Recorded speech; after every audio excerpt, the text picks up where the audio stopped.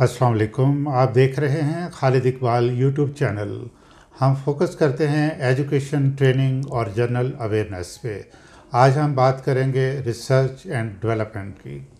ناظرین، اس وقت دنیا میں 7.9 بلین لوگ بستے ہیں، یعنی دنیا کی آبادی جو ہے 7.9 ارب ہے، جس میں سے تقریباً 1.9 ارب مسلمان ہیں۔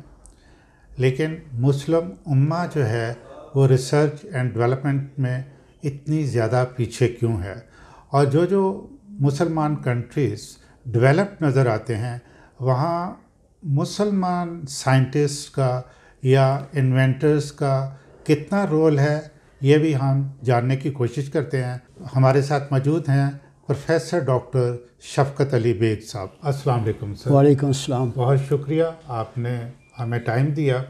یہ تھوڑا سا جو میں نے انٹروڈکشن دیا ہے اسی جو کانٹیکسٹ میں بتائیں کہ مسلم امہ جو ہے وہ ریسرچ اینڈ ڈیولپمنٹ میں اتنی پیچھے کیوں ہے؟ سب سے پہلے تو میں آپ کو اسٹیٹسٹکس دیتا ہوں کہ for every one Muslim there is one Christian, I mean they are balancing each other. اور جب میں بدھسٹ کو دیکھتا ہوں تو فار ایوری ون بدھ دے آر 2 مسلمس۔ جب میں ہندوز کو دیکھتا ہوں تو ایگزیکٹلی یہی اسٹیٹسٹکس ہے، 1 and 2، ایک ہندو کے بعد 2 مسلمان ہیں۔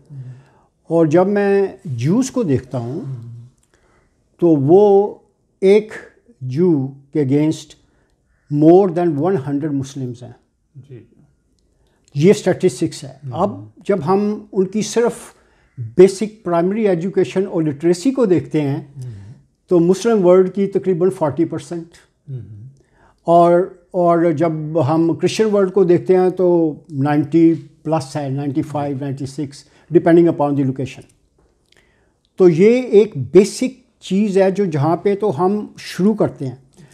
اب جب ہم ریسرچ کی طرف آتے ہیں تو ہم دیکھتے ہیں کہ کتنے سائنٹسٹ اویلیبل ہیں۔ اویلیبلٹی کے اوپر پروڈکٹیوٹی آئے گی تو 230 سائنٹسٹ پر 1 ملین، یہ ہے ہمارا مسلمانوں کا حال۔ اور جب ہم ان کو دیکھتے ہیں وہ تھاؤزنڈس میں ہیں، 6000 7000 سائنٹسٹ پر 1 ملین۔ اور جب ہم اس کو اور زیادہ ٹیکنیشین لیول پہ دیکھتے ہیں جو سپورٹ سٹاف ہے تو اس میں 50 عرب ورلڈ کے اندر 50 ٹیکنیشینز ہیں فار 1 ملین پاپولیشن۔ تو یہ تو ہماری بیس ہے کہ ہم کس لیول پہ چل رہے ہیں۔ اور ادھر کرسچن ورلڈ میں 1000 اس وقت سپورٹ سٹاف ہے فار ایوری 1 ملین، تو ہمیں پورا ان کا انفراسٹرکچر دیتا ہے۔ جب ہم یونیورسٹیز کو دیکھتے ہیں، جب آپ یونیورسٹی کو دیکھیں گے تو اس میں یہ ہے کہ سارے مسلمان 1.9 بلین جیسے آپ نے فرمایا، تو 1.9 بلین لوگ مسلمان ہوں اور ان کی یونیورسٹیز کتنی ہیں؟ You can count it about 1000۔ اور جب صرف میں یونائٹڈ اسٹیٹس آف امریکہ کو دیکھتا ہوں تو 6000 یونیورسٹیز ان کے پاس ہیں۔ ایک کنٹری، صرف 1 کرسچن کنٹری جس کے پاس 6000۔ اور اسی طرح دوسرے ملک جو ہیں ان کے جیسا جو کرسچن ورلڈ ہے اس کے اندر بھی ہے، ایگزیکٹلی ایسے ہی ہے۔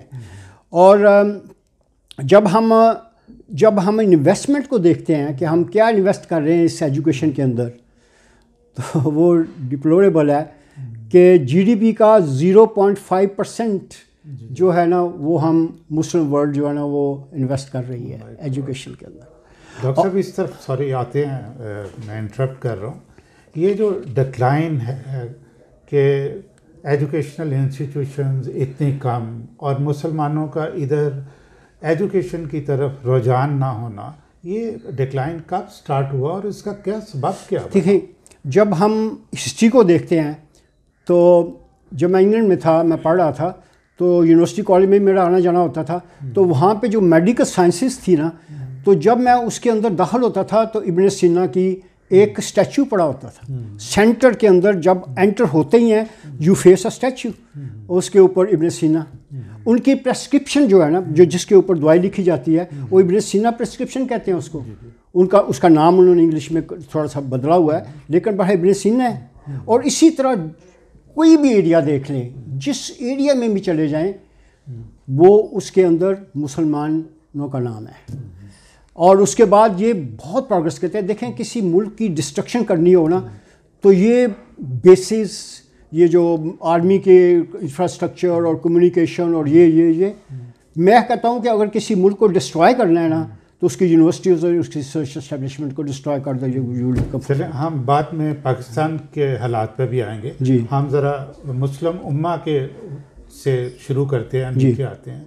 تو یہ کب یہ ایسا ہوا کہ مسلم امہ نے یہ ایجوکیشن کی طرف دھیان جو ہے بالکل کم کر دیا، اور یورپین کنٹریز یا نان مسلم کنٹریز بلکہ کہنا چاہیے انہوں نے ایجوکیشن کی طرف جو نا وہ دھیان. ہماری گریٹنیس جو تھی نا جب ہم رول کرتے تھے ورلڈ فار سینچریز، ہماری ریسرچ اینڈ ڈیولپمنٹ تھی، ہمارا ایجوکیشن سسٹم تھا، ہماری لائبریریز اور ہماری ریسرچ انسٹیٹیوشن اور جو بیسک فنڈامنٹل تھا وہ ہمارا انفراسٹرکچر تھا.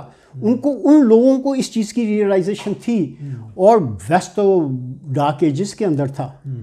جب یہ ہارورڈ، کیمبرج، آکسفورڈ، اسٹیبورن، یہ یونیورسٹی فرانس کی یونیورسٹی جب اسٹیبلش ہو رہی تھیں، اس وقت ہمارا جو پریس تھا نا، جو دیکھیں جو پرنٹنگ پریس وہ بند ہے جی، کہ وہ فتویٰ ہے کہ وہ ٹھیک نہیں ہے، متعین اسلامک ہے.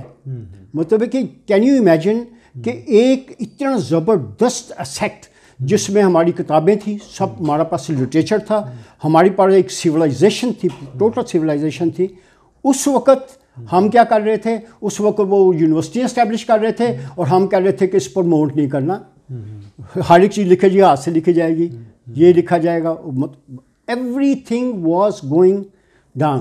اور 200 سال تک یہ پروسیس کنٹینیو رہا ہے. اور 200 سال کے اندر وہ دی ویسٹ ٹک اوور. اور اب جو ہمارے پاس اللہ پاک نے اسلامک مسلمانوں کو اتنے ریسورسز دیے ہوئے ہیں، اتنے ریسورسز دیے ہوئے ہیں، لیکن کیش نہیں ہوئے. میں وزٹ کیا جب سعودی عربیہ میں، تو کنگ فہد ایک یونیورسٹی تھی. کین یو امیجن کہ یہاں کنگ فیصل یونیورسٹی تھی، 2-3 یونیورسٹی. مطلب اتنا ریسورس، اتنی ویلتھ. انویسٹمنٹ کہاں ہے؟ واش روم جو ہیں سونے کے ہونے چاہیے، کاسلز سونے کے ہونے چاہیے، گاڑی سونے کی ہونی چاہیے، جہاز سونے کا ہونا چاہیے، یاٹ سونے کا ہونا چاہیے. You see your priorities was totally different. ہم نے کبھی ایکڈیمکس کو دیکھا ہی نہیں ہے. ہم اس سوچ کی سبب کیا ہے؟ آفٹر آل دیکھیں نا، ہم کہتے ہیں کہ جی ہم مسلمان ہیں، اور جب رسول خدا صلی اللہ علیہ وسلم نے بات کی سٹارٹ کی تو انہوں نے بات ہی علم کی، ٹھیک ہے. انہوں نے بات ہی کریکٹر بلڈنگ کی. انہوں نے جو ہے ہمیں بتایا کہ زندگی کس طرح گزارنی ہے، کس طریقے سے رہنا ہے. یہ کیسے مسلمان جو ہے نا اس طرف ان کا مٹیریل اتنے مٹیریلسٹک کیسے ہو گئے کہ دھیان سارا مٹیریل کی طرف ہو گیا.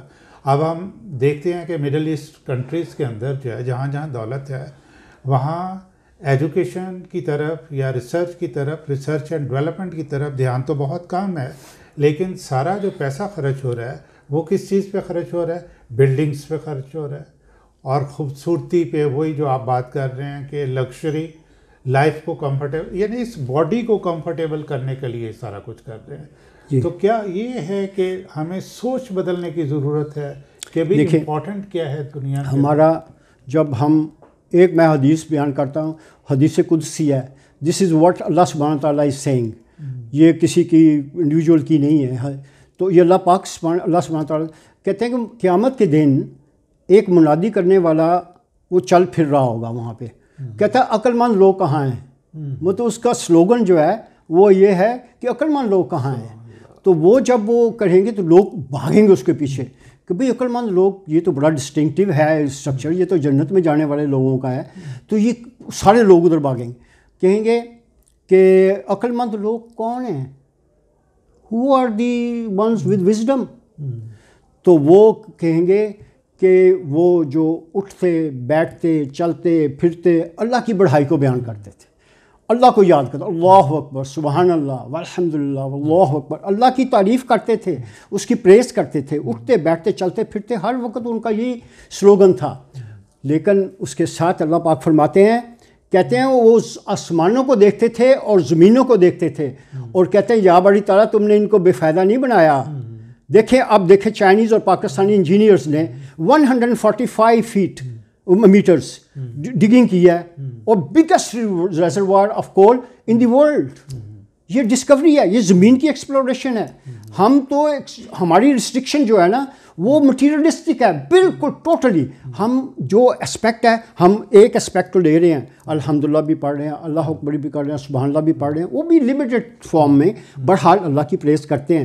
لیکن جو دوسری اسپیکٹ ہے، جو دوسری کنڈیشن ساتھ لگی ہوئی ہے کہ اللہ پاک نے یہ ساری کائنات بنائی ہوئی ہے. ہمارے ساری، اگر ہم صرف اس پلانٹ کو دیکھتے ہیں تو ایک پورا اسٹرکچر اللہ تعالیٰ نے ہمیں دیا ہوا ہے، بیسٹ فیسلٹیز دی ہوئی ہیں. سیزن کے ساتھ ویجیٹیبلس بدلتی ہیں، سیزن کے ساتھ فروٹ بدلتے ہیں، سیزن کے ساتھ کلائمیٹ بدلتی ہے، رینز آتے ہیں، ڈرائی آتی ہے، ڈیزرٹ ہیں، پہاڑ ہیں، صحرا ہیں. یو لک ایٹ اٹ، اور سمندر کی صحرا.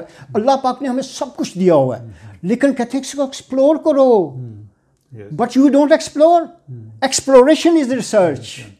یہی ہے research and development. If you don't do that, اگر آپ یہ ریسرچ اینڈ ڈیولپمنٹ کی طرف نہیں جاتے تو دیٹ مینس یو آر ڈمنگ. اب دیکھیں وہ ریسورس پڑا ہوا ہے، ہم نے اس کو کیا، ہمارے پاس oil reserve, gold, silver, you name, uranium, you find we have everything. And not only that, natural resource, vegetation best. اب دیکھیں یہ اولیوس، کون سی میڈیٹرینین کلائمیٹ، کبھی کوئی سوچ نہیں سکتا کہ یہ ایون بلوچستان کے اندر بھی، اور یہ اب ممبر ہے پاکستان اس سوسائٹی کا جو اولیوز ایکسپورٹرز ہیں، اور یہ چند سال کے اندر، اور اس کا درخت جو ہے 100 سال تک رہتا ہے، 100 ایئرس، اور اس کو 3-4 دفعہ پانی دینا پڑتا ہے. کچھ بھی نہیں، مطلب ہمارے پاس ہر ایک چیز اویلیبل ہے، اور ہم دھڑادھڑ سب standard disease transmitting oils import کرتے ہیں، اور وہ ہم استعمال کرتے ہیں. بہت شکریہ. You welcome sir. اور ناظرین، آج کے سیشن کے لیے اتنا ہی، اس سیشن کے لیے، اور انشاءاللہ تھوڑی دیر کے بعد ہم سیکنڈ سیشن کے لیے آپ کے سامنے جو حاضر ہوں گے.